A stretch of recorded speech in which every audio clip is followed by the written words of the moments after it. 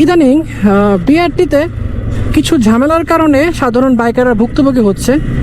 কেন এই কথাটা বলতেছি, রিজনটা হচ্ছে কথার কথা বিআরটিএ হচ্ছে আপনাকে ড্রাইভিং লাইসেন্সের জন্য আপনি পরীক্ষা দিয়েছেন, বাট ড্রাইভিং লাইসেন্স আপনাকে দিচ্ছে না বিআরটি থেকে, বা একটা পেপার ধরা দিচ্ছে যে এটা দিয়ে আপনি বাইক চালাতে পারবেন, বাট ট্রাফিক সার্জেন্ট ভাই আর কি ব্যাপারটা জানে না, জানে না, দেখা যাচ্ছে না এটা দিয়ে তো আপনি গাড়ি চালাতে পারবেন না, আপনার নামে মামলা হবে।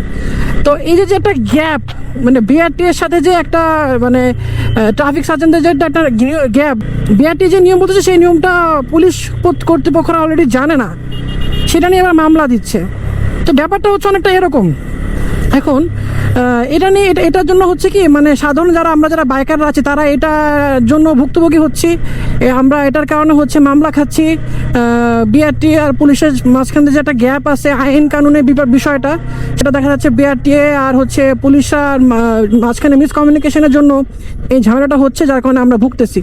তো অ্যাটলিস্ট আশা করবো যেন এই এটাই সমস্যার জন্য সমাধান হয়, বিকজ বিআরটি অ্যাপ্রুভাল ছাড়া কিন্তু কোনো বাইক রাস্তায় চলে না, বিআরটি অ্যাপ্রুভাল ছাড়া কিন্তু কোনো বাইকের লাইসেন্সও পায় না, প্লাস হচ্ছে যেটা দেয় সেটা দিয়ে কিন্তু চালানো যায়। বাট আমার কথা যেটা বিআরটিএ বলতেছে সেটা যদি বলে পুলিশ বাইক ধরলে, যদি পুলিশ বলে যে না বিআরটিএ বললে হবে না, এরকম কোনো নিয়ম নাই, তখন ওই বাইকারটা যাবে কোথায়, কি করবে, তাই না?